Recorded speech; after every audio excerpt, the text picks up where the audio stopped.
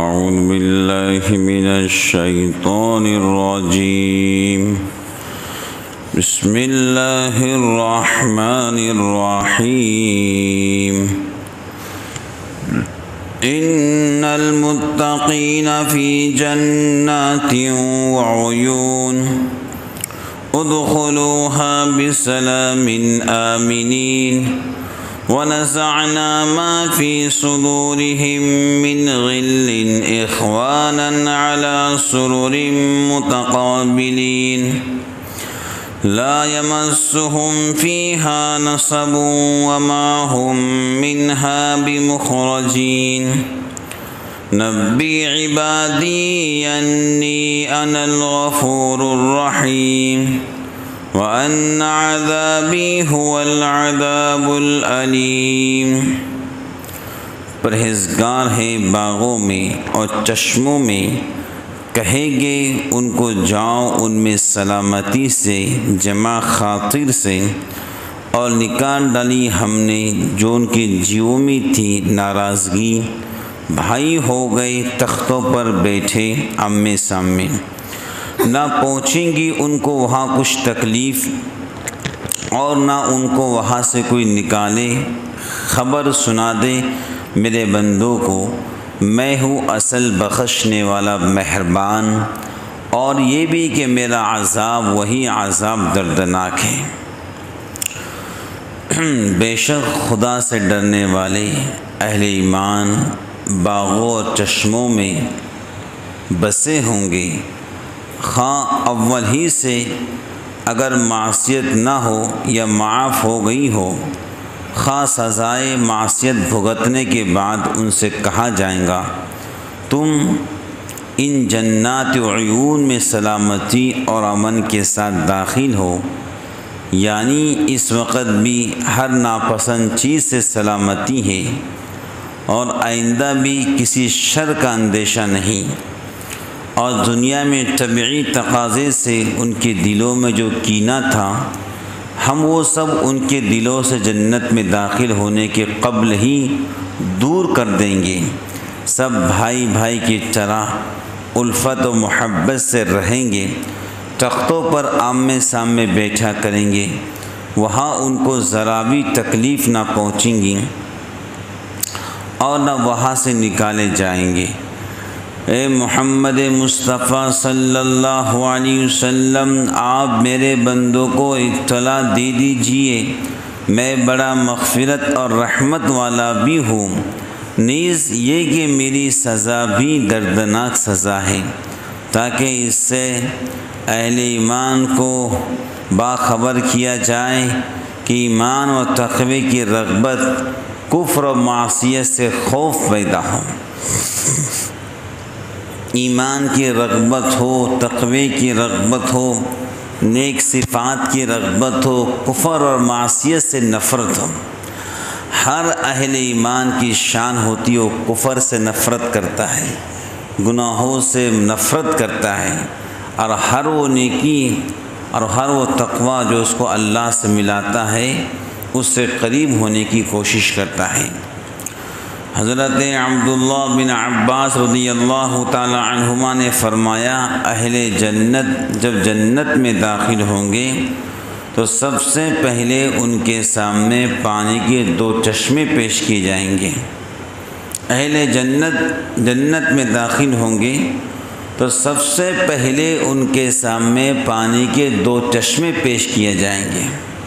کتنے چشمے؟ 2۔ تو پہلے چشمے سے پانی پئیں گے تو سب جو دلوں کے رنجش ہے وہ ختم ہو جائیں گی۔ پہلے چشمے سے ابھی تو کتنے لوگ بیٹھے ہوئے، کچھ نہ کچھ دل میں رہتا ہے اس کے بارے میں اس کے بارے میں، یہ انسان کی فطرت ہے۔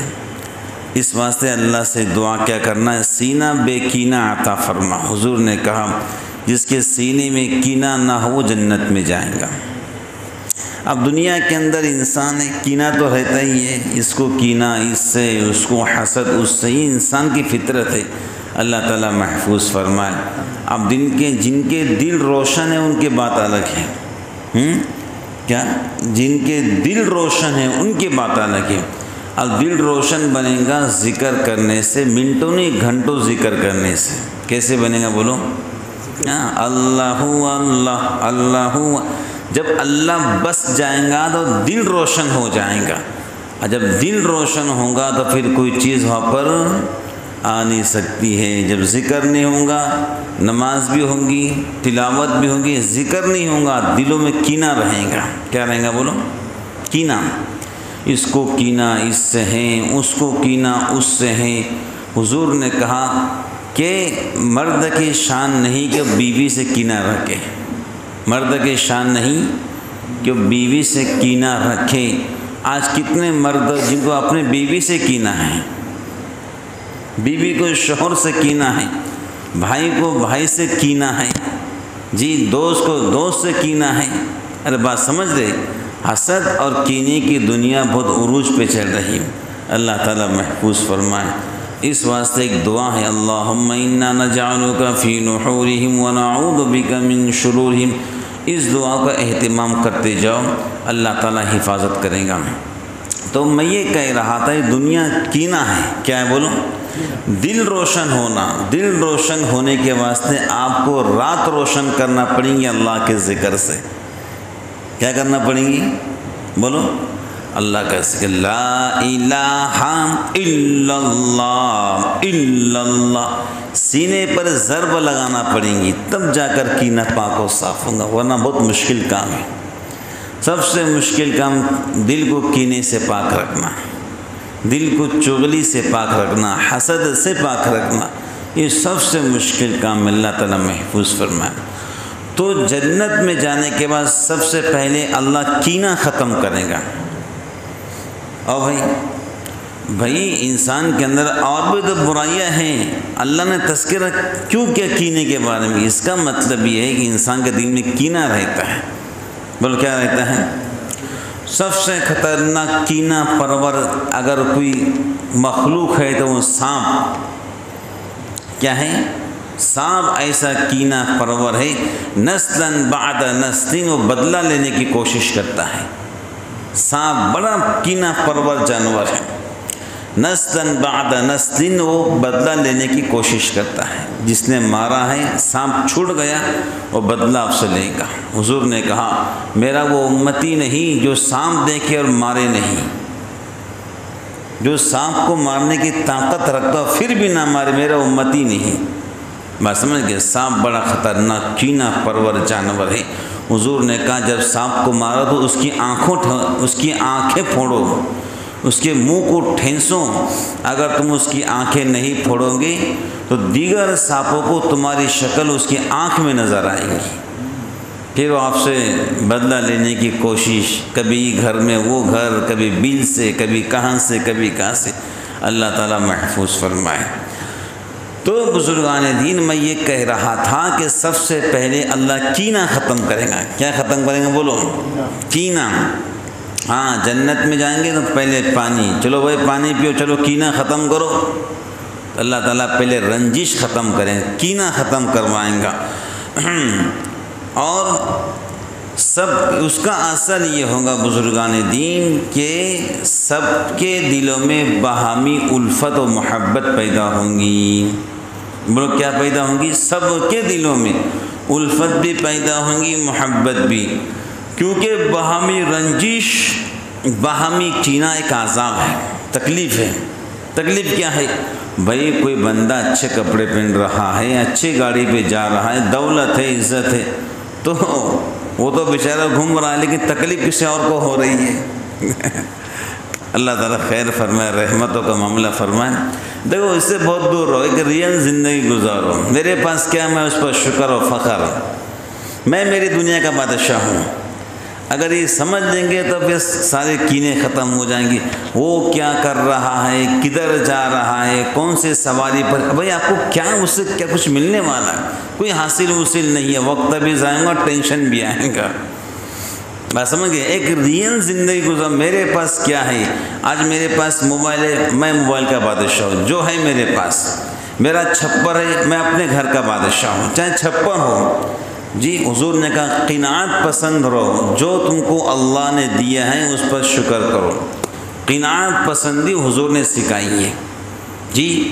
ایک وقت تھا کہ حضور پاک علیہ السلام نے جی پیمند والے کپڑے پہنے ہیں، لیکن جب اللہ نے دیا تھا تو ایک وقت ایسا آیا کہ 30 اونٹ کی قیمت والا ایک جوڑا پہنا ہے۔ کتنی اونٹ کی قیمت؟ 30 اونٹ کی۔ اب اس زمانے میں اونٹ آج کے کارے سمجھ لو، آج کے کارے اس زمانے کی اونٹ تھے، تو 30 اونٹ کی جتنی قیمت بنتی اللہ کے محبوب نے اتنی قیمت کا جوڑا بھی پہنا ہے۔ نہیں تھا تو قناعت دیا تو شکر۔ ارے بات سمجھ گئے؟ ایک ریئل زندگی گزارنے والا، بولو کیسے بنو؟ ریئل زندگی۔ میرے پاس کیا ہے، میں آج اس کا بادشاہ ہوں، وہ چھوڑو اس کے پاس یہ دیکھو کس کے پاس کچھ بھی ہو، اب لوگوں کو کیا ملنے والا بھائی؟ اگر اس کے بینک بیلنس 3 کروڑ روپے کا، آپ لوگوں کو کیا ملنے والا ہے سوائے افسوس کے؟ سمجھ گئے کیا ہے؟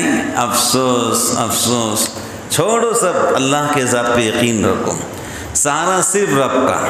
بولو جو رب کے سہارے جیتا ہے وہ انشاءاللہ کامیابی اس کے قدم چومتی ہے، جو ان کے سہارے جیتا ہے رب بھی ان کے حوالے کر دیتا ہے،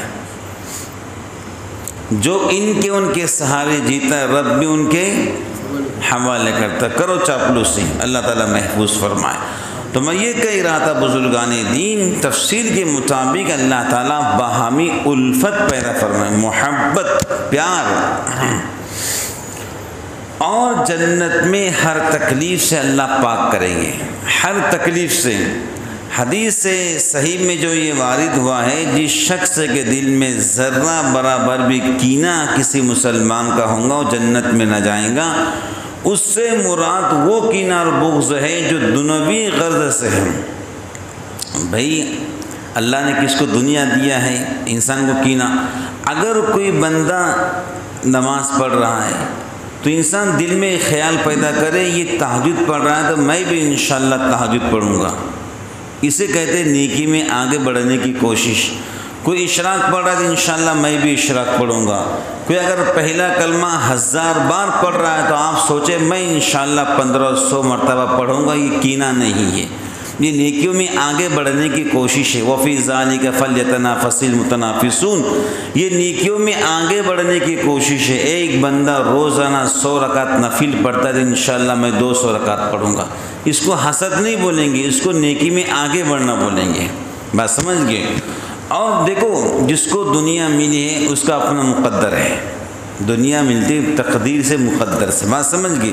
اس میں کینہ رکھنا جائز نہیں ہے۔ اور نیکیوں میں کہ میں انشاءاللہ اس سے آگے بڑھنے کی کوشش کروں گا، اگر یہ بندہ 10 پارے تلاوت کرتا ہے انشاءاللہ میں 20 پارے تلاوت کروں، یہ حسد نہیں ہے، یہ نیکیوں میں آگے بڑھنا ہے۔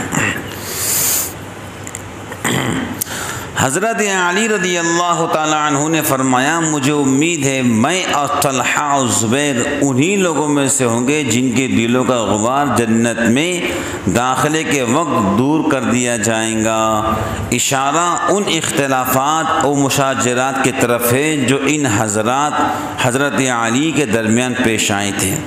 حضرت علی اور طلحہ اور حضرت زبیر رضی اللہ تعالیٰ عنہما ان کے بیچ کچھ اختلاف تھے، لیکن وہ اختلاف دنیا کے واسطے نہیں تھے، دین کے واسطے۔ حضرت علی فرماتے ہیں انشاءاللہ امید ہے اس آیت کے روشنی میں کہ جو قرآن نے کہا کہ ہم کینے کو صاف کر دیں گے، ہم دل کے رنجش کو ختم کر دیں گے، اور پھر وہ بندے باہمی آپس میں محبت کریں گے، الفت پیدا ہوں گی، اور جنت میں کرسیوں پر آمنے سامنے بیٹھیں گے، تو علی بن ابی طالب کہتے ہیں میں اور طلحہ اور زبیر انشاءاللہ جنت میں آمنے سامنے بیٹھیں گے۔ بات سمجھ گئے؟ لا يمسهم فيها نصب وما هم منها بمخرجین۔ اس آیت سے جنت کے 2 خصوصیات معلوم ہوئی۔ اول یہ کسی کو کبھی تھکان اور ضعف کمزوری محسوس نہیں ہوں گی، جنت میں کسی کو کمزوری بولو نا تھکان بھی نہیں ہوں گی۔ اب دنیا کے اندر ایک انسان ہے دن بھر بیچارہ کام کرتا ہے نا، چاہے محنت کرتا ہو، چاہے مزدوری کرتا ہو، چاہے آفس پہ بیٹھتا ہو، لیکن ہاتھ سے کمپیوٹر چلاتا ہے، بٹن دباتا ہے، بلنگ بناتا ہے، یہ دماغی کام ہے، اسے دماغ تھکتا ہے۔ اب کوئی بندہ تھیلے اٹھا رہا ہے، اسے جسم تھکتا ہے، کوئی بندہ سامان لے دے رہا ہے، اسے دماغ تھکتا ہے، کوئی بندہ جو ہے یہ بتا رہا ہے یہ بوتل بہت اچھی ہے، اچھی کمپنی کی، مستقل بات کر رہا ہے، اس سے زبان تھکتی ہے۔ یعنی کوئی بھی چیز ہو دنیا کے اندر کچھ نہ کچھ انسان تھکتا ہے۔ تو جنت میں کوئی تھکان نہیں ہوگی، کوئی ضعف نہیں ہوگا، کوئی کمزوری نہیں ہوگی۔ دوسری بات یہ ہے کہ جو آرام و راحت اور نعمتیں وہاں کسی کو مل جائیں گی وہ دائمی ہوں گی۔ بھئی دنیا کے اندر اللہ تعالیٰ نے سب کو نعمتیں دی ہے، اللہ مزید عطا فرمائے۔ اب آج ہمارے جیب میں ماشاءاللہ بہت پیسے ہیں، اب کل کو پیسے نہیں بھی ہو سکتے ہیں۔ ارے بھائی کسی کے پاس آج 1,00,000 روپے ہے، ایک ہفتے کے بعد وہ نہیں بھی ہو سکتے ہیں۔ آج خوشی ہے، ایک ہفتے کے بعد خوشی نہیں بھی ہو سکتی ہے۔ کتنے بندے ایسے ہیں جن کے کاروبار آسمان پہ ہوتے ہیں، اچانک زمین پہ آتے ہیں، لاکھوں کا کاروبار ہزاروں میں آ جاتا ہے۔ تو دنیا کے اندر کبھی خوشی ملتی ہے، کبھی غمی ملتی، جنت میں کوئی غمی نہیں ہے۔ جو خوشی پہلے دن ملیں گی وہ تا حیات ہمیشہ باقی رہیں گی۔ بات سمجھ، جنت میں موت نہیں ہے، جہنم کے اندر بھی موت نہیں ہے، نہ وہاں کی نعمتیں کبھی ختم ہوں گی۔ سورہ صاد میں تذکرہ ہے ان ھذا لرزقنا ما لہ من نفاد، یعنی یہ ہمارا رزق ہے جو کبھی ختم نہیں ہوگا۔ اس آیت میں فرمایا وما ہم منہا بمخرجین، یعنی ان کو کبھی ان نعمتوں راحتوں سے نہیں نکالا جائے گا جو اللہ نے پہلے دن نعمتیں دی۔ کیا نعمتیں؟ فرشتوں کی سلامی، غلمان خادمان جنت کی سلامی، حوروں کے سلامی، اللہ کی سلامی، میوے کھانے، گھومنا پھرنا، بڑی بڑی جو ہے پلنگ اور بستر، بڑے بڑے محلات، سونے کی اینٹیں، چاندی کی اینٹیں، اور جو ہیں زعفران، عنبر اور کافور کی مٹی، جو نعمتیں پہلے دن انٹر میں ملیں گی آپ کو وہ نعمتیں ہمیشہ باقی رہیں گی۔ وما ہم منہا بمخرجین، کبھی وہ نعمتیں ختم نہیں ہوں گی، کبھی وہ راحت ختم نہیں ہوں گی۔ بھائی انسان کھانا کھانے بہت بھوکا ہے، جب کھانے بیٹھتا ہے نا تو جو لقمہ پہلے جو مزہ پہلے لقمے کے اندر آتا ہے وہ مزہ آخری لقمے کے اندر نہیں آتا ہے۔ لیکن جنت میں جب کھانے بیٹھیں گا جو مزہ پہلے لقمے کے اندر ہوگا وہی مزہ آخری لقمے کے اندر آئے گا۔ وہاں کے راحتیں ختم نہیں ہوں گی، راحتیں ختم نہیں ہوں گی۔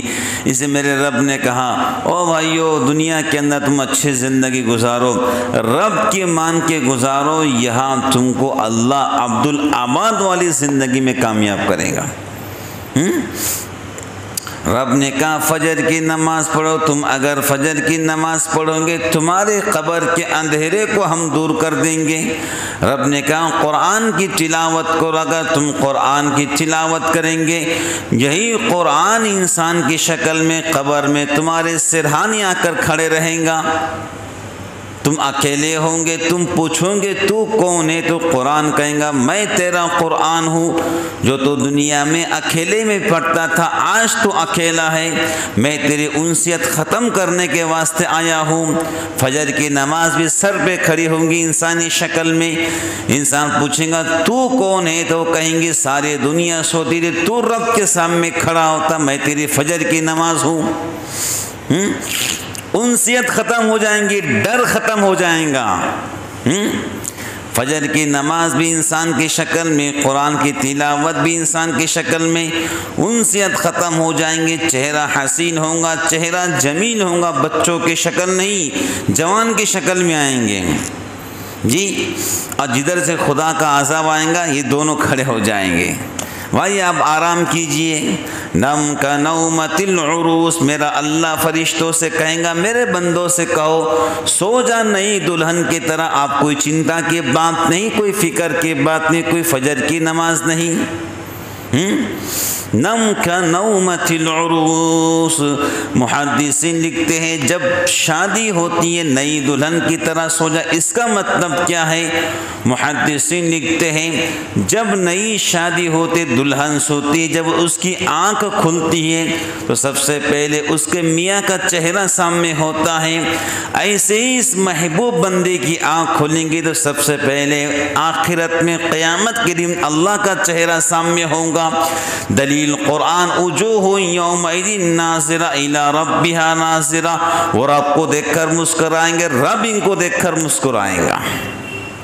ارے بات سمجھ رہے ہو؟ ہاں، تو جو یہاں پر رب کی مان کے گزاریں گا عبدالآباد والی زندگی میں خوش رہیں گا۔ ہزاروں دن ہو گئے فجر کی نماز نے پڑھی، پورا سال گزر گیا قرآن کی تلاوت نہیں کی، تو کہاں سے رب مہربانی کریں گا؟